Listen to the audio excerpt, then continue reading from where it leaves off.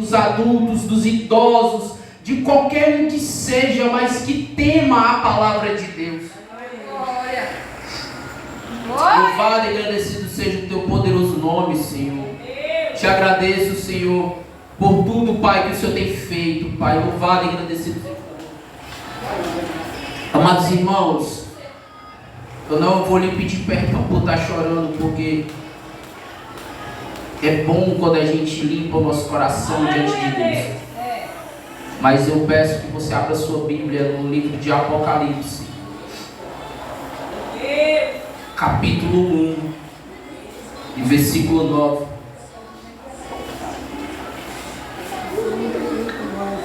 Você que for achando, se coloque de pé e revela essa palavra do Senhor.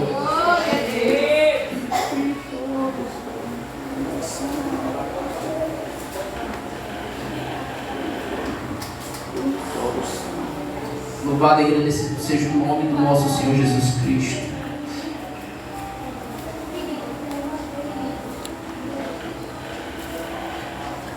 Todos acharam? Amém? Diz assim a palavra do Senhor: eu, João, que também sou vosso irmão e companheiro na aflição, no reino e na perseverança de Jesus Cristo, estava na ilha chamada Patmos por causa da palavra de Deus e pelo testemunho de Jesus Cristo. Estava na ilha chamada Patmos por causa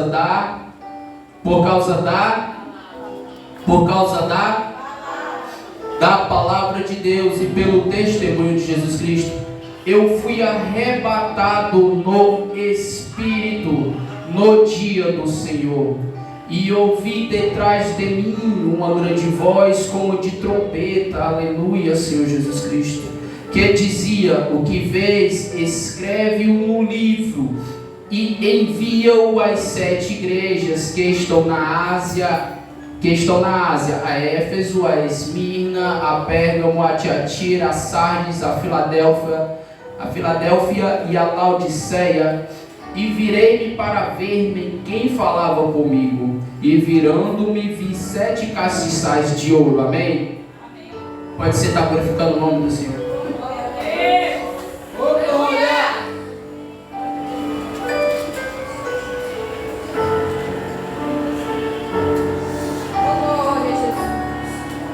Novamente é um imenso prazer e satisfação estar reunido com o povo de Deus, onde por mais uma vez Deus nos deu a graça de vivermos a sua palavra por mais um dia, de perseverarmos assim como os apóstolos perseveraram, de perseverarmos assim como os profetas antes dos apóstolos perseveraram, porque eles perseveraram até o final, aguardando a vinda do Messias, isso se referindo aos profetas, e no Novo Testamento os apóstolos como o Messias, o Cristo, que perseveraram com Cristo até a morte e ressurreição de Cristo, e continuaram a sua perseverança depois da morte e da ressurreição de Cristo até o dia da sua própria morte. Amém? Amém. Amados irmãos, temos aqui o apóstolo João, que, como tenho dito, perseverou na palavra do Senhor, perseverou na doutrina ensinada por Cristo, perseverou no cumprimento de tudo aquilo a qual foi profetizado, aguardou ansiosamente pela vinda do Messias, andou com o Messias, conheceu o Messias, se colocou do lado do Messias, colocou a sua cabeça no ombro do Messias, Cristo Jesus, andou, ouviu, perguntou, curou, salvou e libertou com Jesus Cristo. E após a morte, e quero deixar bem enfatizado, ressurreição de Cristo, o Messias, perseverou na luta pelo Evangelho. Vemos, amados irmãos, um homem simples, assim como eu e você, o homem cujas vestes eram semelhantes às vestes de outras pessoas, os seus costumes de outras pessoas, mas uma vida completamente diferente de outras pessoas, Pois quem é escolhido por Deus não vive de acordo com o que outras pessoas vivem. Pode até andar com as mesmas roupas, pode até estar no mesmo ambiente, mas não comete as mesmas coisas.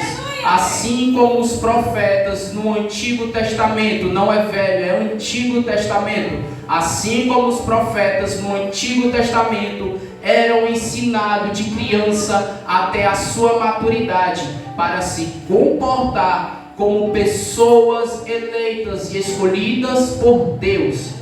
Eleitas e escolhidas por Deus. Assim também os apóstolos tiveram essa grande diferença na sua vida. Pois, irmãos, não adianta termos chamado de Deus em nossa vida, sermos escolhidos por Cristo, se não andarmos conforme a doutrina de Cristo. Vemos que em muitos lugares se aceitam muitas coisas. É colocado dentro da igreja coisas completamente diferentes da doutrina que Cristo ensinou. João, ele não era diferente de mim, de você. Ele se alimentava, ele chorava, ele dormia, ele sentia fome, ele tomava banho, mas a diferença dele para qualquer outro foi a perseverança no Evangelho de Cristo. A perseverança até o final no Evangelho do nosso Senhor Jesus Cristo. Pois aqui foi dito a ele que quem ouve estas palavras e as guarda será galardoado. É um grande presente para nós guardarmos as palavras do Senhor Jesus. Tem que ser de suma importância guardarmos a palavra do Senhor Jesus Cristo, pois o avivamento só vem pela palavra de Deus. O avivamento não vem por outro lugar a não ser pela palavra de Deus. Obreiro Hermiliano, eu já ouvi muito que o avivamento ele vem pelo Espírito Santo. Sim, pois o Espírito Santo habita em mim e em você, que confessamos o nome de Cristo. Mas o Espírito Santo só dá avivamento aonde tem palavra. As Escrituras colocadas hoje em nossa mão nos dá uma responsabilidade de vida ou de morte. Tanto minha como a sua, como a de quem evangelizamos.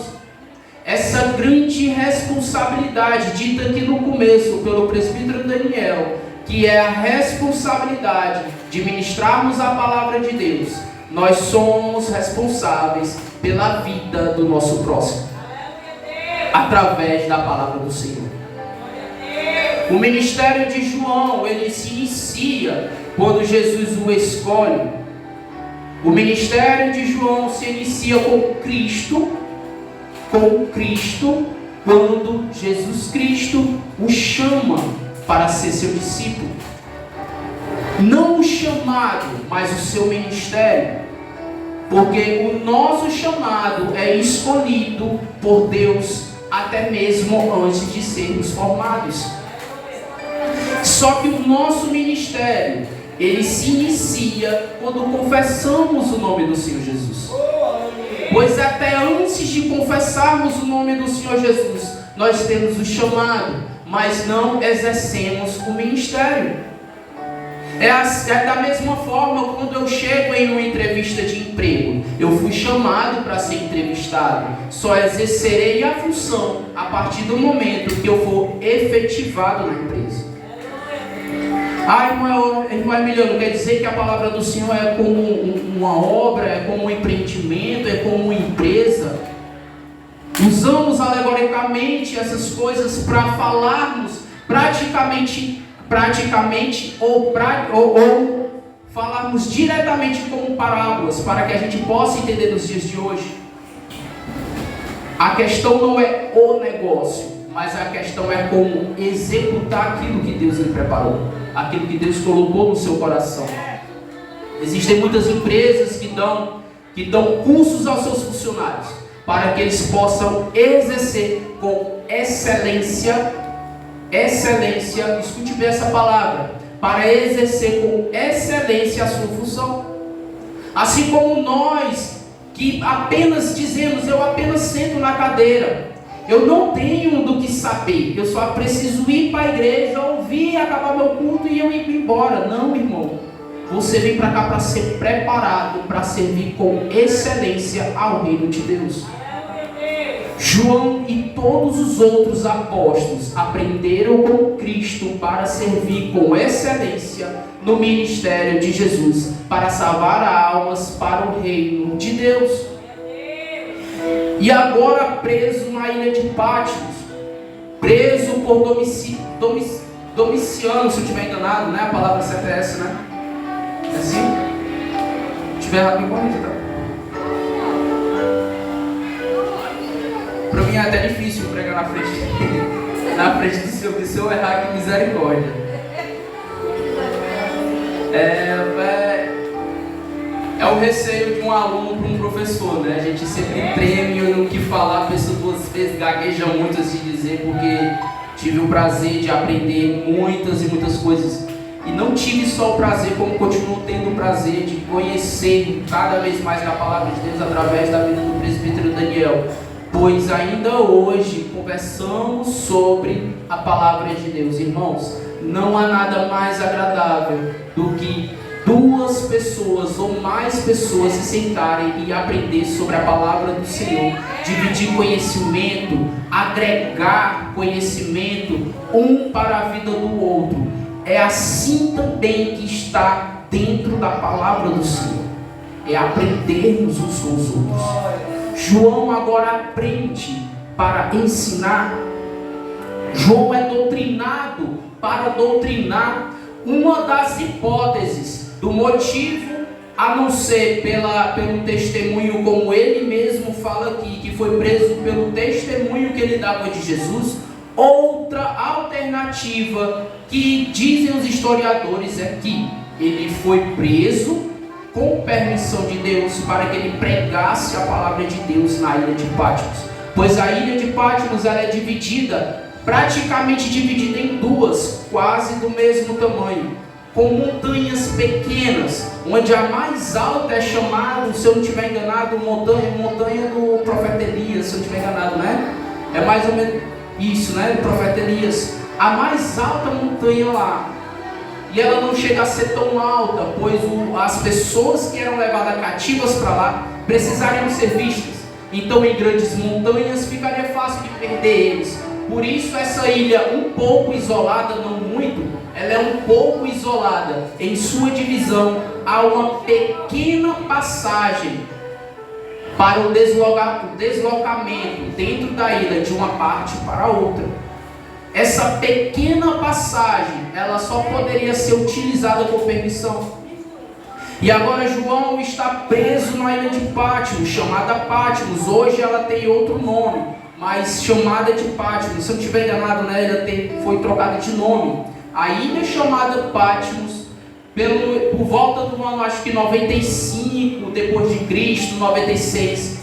Depois de Cristo, ele foi preso nessa ilha, onde passou mais de um ano, se eu estiver enganado, passou mais de um ano preso lá, cativo lá, responsável para doutrinar e levar a palavra para outras pessoas. Entenda, quando você recebe algo de Deus, não importa o lugar onde você esteja, você é responsável pelas vidas que estão ao seu redor. Se você está na escola, você é responsável pelos seus coleguinhas de classe, pela sua professora, pelo seu diretor, pela sua diretora. Você se torna responsável por outras vidas, porque você passou a comer do pão da vida e beber da fonte da água da vida. E você tem que se tornar uma fonte que jorre águas eternas para outra vida. E agora João preso, após ter tido um grande avivamento. O grande avivamento descrito em Atos capítulo 2, onde a descida do Espírito Santo sobre um lugar, dentro da vida deles, não somente sobre, mas dentro deles, passou a habitar um ser celestial, magnífico e com poderes tais que nenhum homem poderia suportar ou barrar um ato feito pelo Espírito Santo. É tanto que em sua descida se ouve um som como de um vento veemente e impetuoso. Entenda, estamos todos aqui orando e intercedendo, pedindo a Deus para que a sua promessa em Cristo Jesus se cumpra em nossa vida. E de repente ouvimos um som, um barulho estrondoso de espanto para nós, mas de alegria em sua consumação, porque de fora escutamos um som estrondoso, nos espantamos, mas quando sentimos, temos a certeza e a concretização do que foi profetizado pelo profeta Joel. O som, ele invade qualquer ambiente, ele chega em qualquer lugar, mas habitar somente pode o Espírito Santo.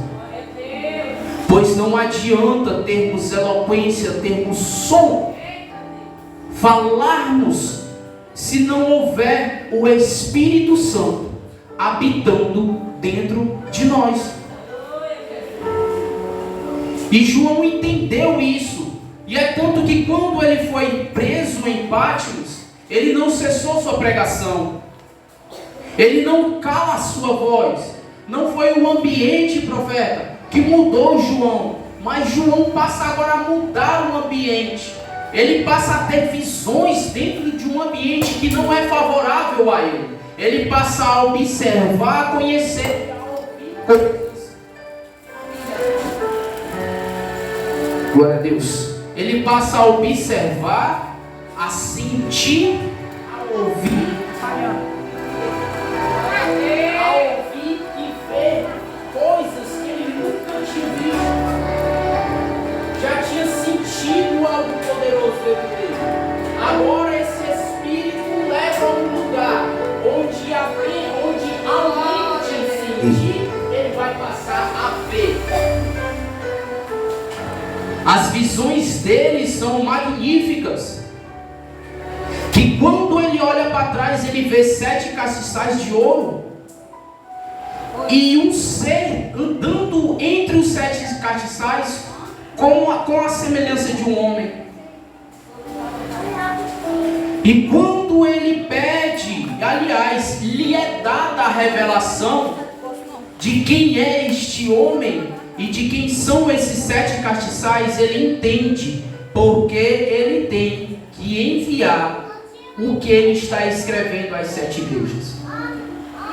Pois se eu olhar para cá e eu ver 7 castiçais aqui, e eu estou escrevendo, se eu não tiver o discernimento do Espírito, eu apenas vou escrever e vou achar que tudo isso é para a minha vida. Só que ele vê os 7 castiçais, e lhe é dito que os 7 castiçais representam as 7 igrejas, e as 7 estrelas na destra daquele homem representam os 7 anjos das igrejas. Agora ele entende a revelação a qual Deus lhe deu. Ele entende a revelação a qual Jesus lhe diz para quem vai servir. Ele entende o propósito que ele foi levado para lá missionário. Somos levados para lugares onde a gente não imagina que estaria, sem entender o propósito de Deus e sem entender que o avivamento está dentro de nós. O verdadeiro avivamento é chamado poder do Espírito Santo. O verdadeiro avivamento não é apenas o conhecimento, não é apenas o grito, não é apenas o som, mas o poder em si chamado Espírito Santo. Esse é o verdadeiro avivamento. Porque que hoje não sentimos o avivamento a qual sentíamos há 10 anos atrás? Ao ouvir o louvor da harpa, pessoas sendo batizadas com o Espírito Santo, recebendo dom de línguas, dom de profecias, recebendo dom de visões. Hoje, se louvamos o louvor da harpa, existem milhares de pessoas em um só ambiente que ao ser tocado o louvor da harpa, estão no celular, ou conversando, ou apenas movendo seus lábios. Os louvores da harpa, eles são a abertura do nosso culto racional ao nosso Deus. Pois se não entendemos o que é ter um culto racional ao Senhor, eu espero que você entenda. Eu não estou dizendo, tá, que quando a gente fala em racional, logo a pessoa imagina assim, né, missionário? Vixe, esse daí não é do fogo, esse daí não é do manto, porque ele é contra o machado dentro da igreja, ele é contra o dom de línguas, ele é contra tudo isso. Pois se eu gritar, falar glória a Deus, ele é contra isso. Não sou contra. O nosso culto, isso faz parte do nosso culto racional, porque o poder do Espírito é que nos movimenta. Pois seres celestiais se movimentam uns próximos aos outros, e eles não colidem um com o outro, porque eles sabem discernir como ser movimentado pelo Espírito.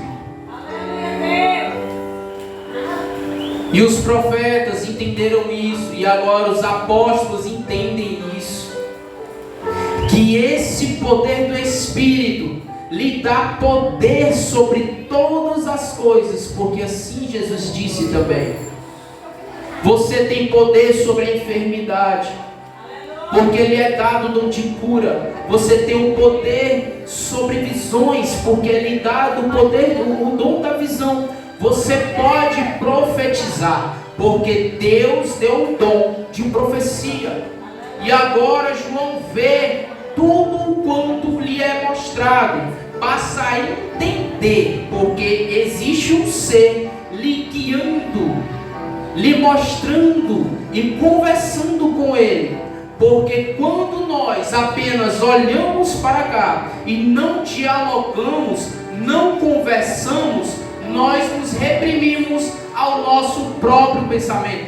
Falamos coisas que não existem dentro da Bíblia. Dizemos coisas que não existem dentro da Bíblia. Porque nós nos trancamos, nós deixamos de nos comunicar com o nosso próximo e deixamos de crescer espiritualmente. Não é o muito saber que faz com que a gente se movimente. Não é o muito conhecer que vai te levar para o céu. Porque se fosse assim, todos os escribas e fariseus eles estariam no céu. Mas foram os primeiros a buscar uma brecha dentro do estatuto de Deus para acusar o Filho de Deus. Foram os primeiros a acusar aquele que não teve pecado e não tem pecado, que é o nosso Senhor Jesus Cristo. João preso no início da sua carta às igrejas, ele escreve ao anjo da igreja que está em Éfeso: isto diz aquele que tem na sua destra as 7 estrelas. E agora ele não somente escreve, mas como ele entende o que são essas 7 estrelas. Não somente ele descreve aquilo que viu, mas ele passa a entender aquilo que foi visto. Ele passa a falar, a escrever com autoridade aquilo que foi visto. Porque ele se dispôs a aprender com o anjo, ele se dispôs a aprender com Cristo e com o Espírito e ouvir a voz do Pai. O livro de Apocalipse, por muitos, é deixado de lado, com medo do que vai acontecer. Imagina você tendo uma visão, um deslumbre, né, presbítero Daniel, do futuro. E um futuro onde há sofrimento, há morte, há ranger de dente, há perseguição, existem terremotos. Mas João entende que todo esse deslumbre do futuro faz parte de um propósito maior. Nós temos medo de ler Apocalipse porque temos medo do que está escrito, porque não entendemos o que está escrito. Repito novamente, João ouve, escreve e passa a ter discernimento, porque ele aprendeu a ouvir a palavra, ouvir a voz, entender, e se não souber, perguntar. Qual seria a sua maior dúvida hoje?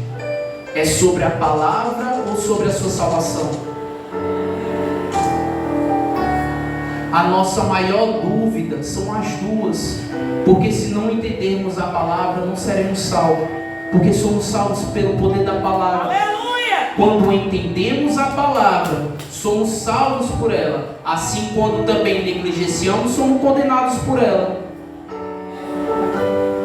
João agora num terreno de escassez, onde não há o que comer, onde não há como plantar, não há como colher, não há o que beber, a não ser por uma certa quantia lhe dada diariamente.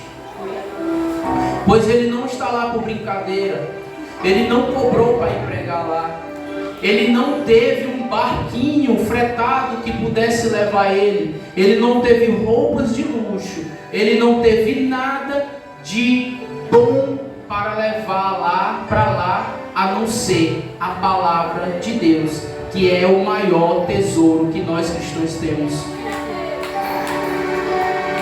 Gostaria que você abrisse a sua Bíblia no Evangelho de João, no capítulo 1.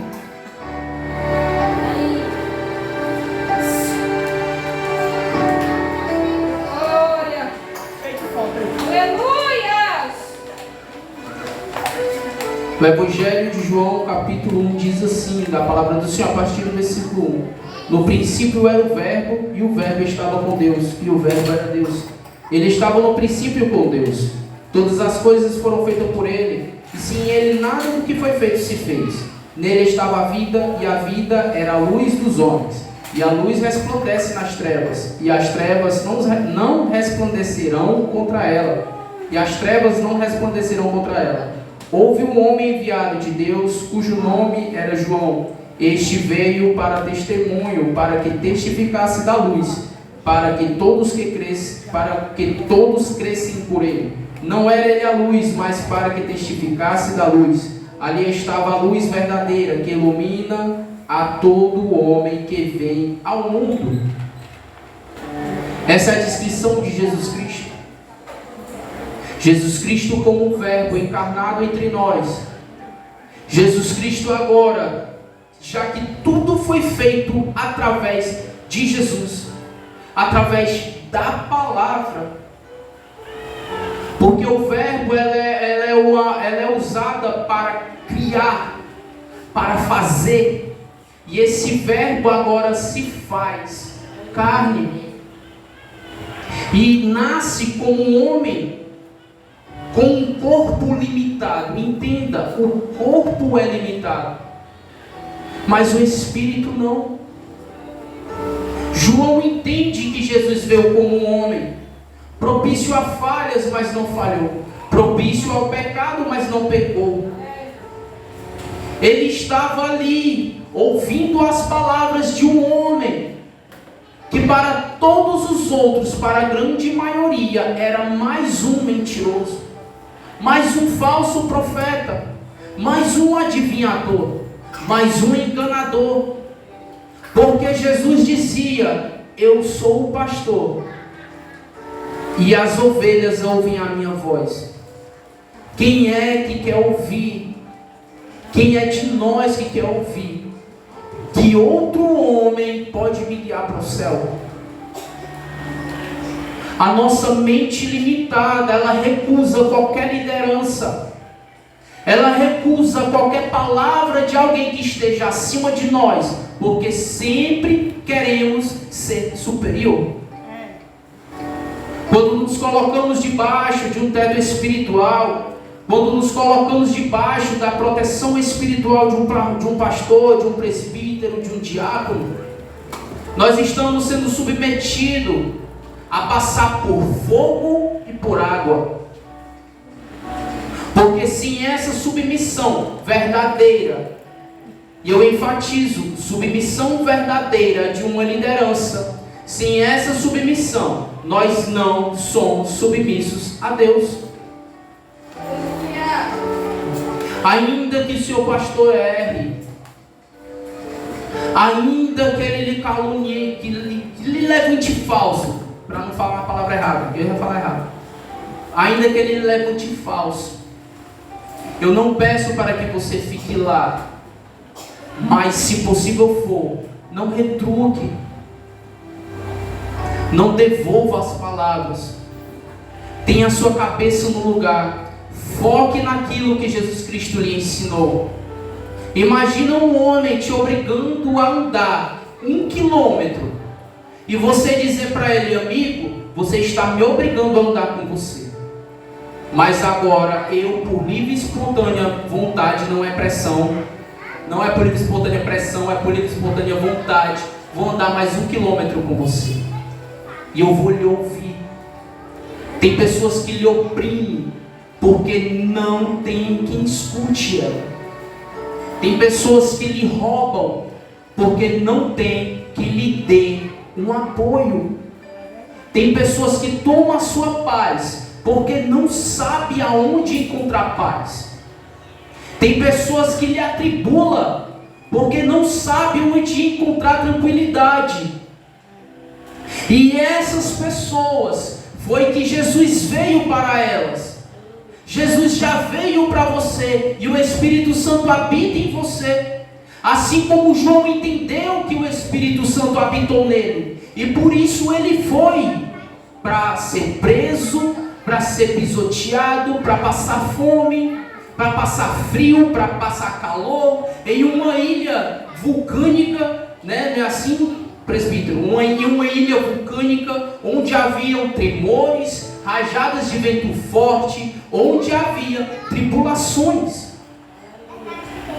E essas suas visões baseadas em tudo aquilo que ele estava vivendo,